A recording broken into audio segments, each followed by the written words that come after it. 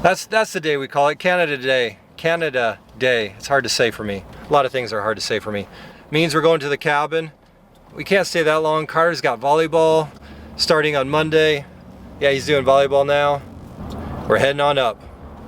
You guys looking forward to the cabin? Yeah. As you can tell, they are stoked out of their minds. What about you, Rachel? Oh, I'll be fine when I get there. Yeah.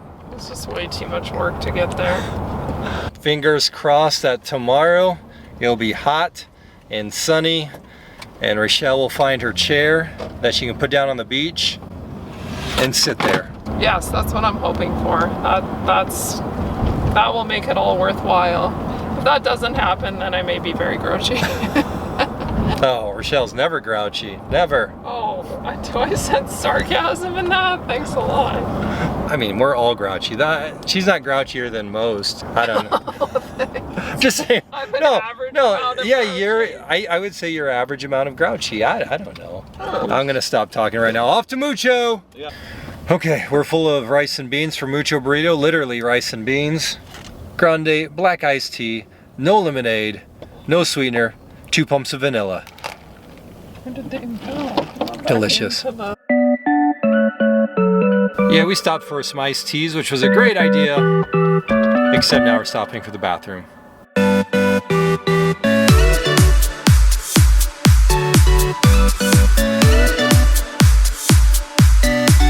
You know it's a long weekend when there's lots of people pulled over. That's cop number 4 that we've seen since we've been driving.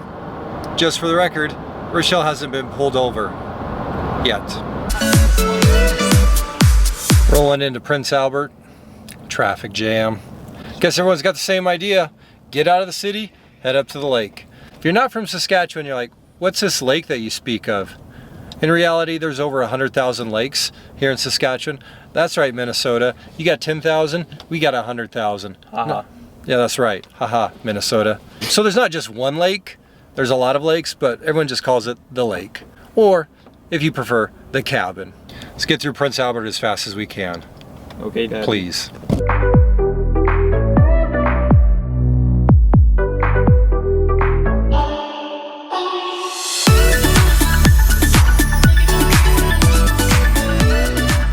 So, we're at the lake. We're at the cabin. Not the only one in Saskatchewan, but the only one that we come to.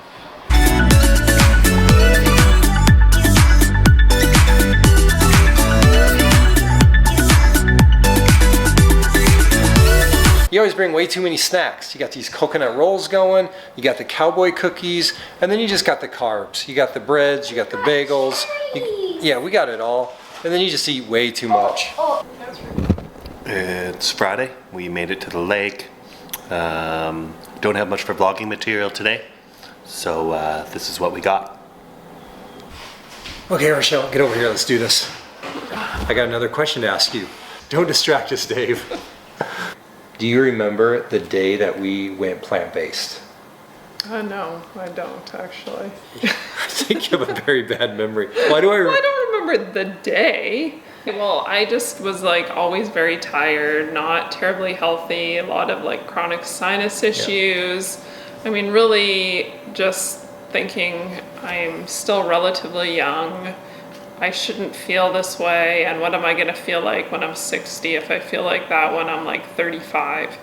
I mean, we ate as healthy as you could possibly imagine. Like, I had cut out dairy already. We ate grass-fed beef and hormone-free meats. Free-range eggs. I didn't drink pop. I didn't eat processed foods, and I never felt any better. Well, I was tired like all day long. I literally did the bare minimum, and if I could take a nap would be amazing. But a lot of days I really couldn't do a lot because I was so tired. I listened to this podcast, and it was James Altucher interviewing Rich Roll.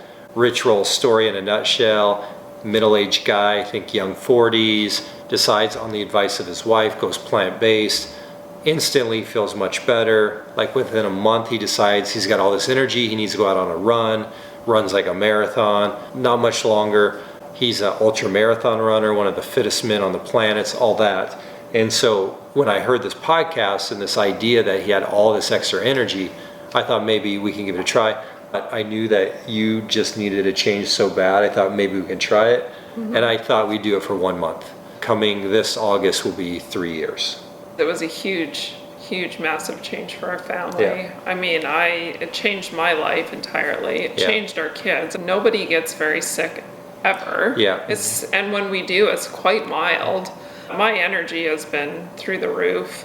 I mean, you have your days like anybody, but in a normal way. But overall, it's like completely given me a different life. So Rochelle has more energy. The kids have better attitudes. I can wear clothes from H&M. There's all upside in a plant-based lifestyle. And it isn't a quick fix. It's like you can't try it for a month and be like, should I do it or not? Like, no, you have to commit. Yeah. It has to be a lifestyle change. And it might take a year, it might take 2 years, but eventually most of what ails you will probably improve. For the people asking, like, what do we eat? What do we feed our kids? It's really nothing complicated. I eat oatmeal every day for breakfast. Some of the kids eat that. Some of them eat bagels. Some of them have smoothies. Like, it kind of changes, but it's nothing super complicated or crazy. So who makes your oatmeal in the morning? Oh, Rob does every day. Well, not every single day. Most days. Yeah, Saturdays I take the day off. I have coffee. I have steel cut oats with fresh blueberries when they're in season or frozen blueberries, walnuts and hemp milk, and some honey drizzled. Not technically vegan in terms of like animal activist vegan, but we eat honey. Yeah. My advice, and what really is probably an easy way to start if you literally have no idea what to make, get a cookbook that has stuff in it that looks appealing, and for the first few weeks, month, only cook stuff out of the cookbook. That's an easy way to start. Oh, She Glows is awesome. She has a cookbook, she has an app. No, I'm gonna go to bed, I'm not gonna decide, so. All right, we'll see you in the morning.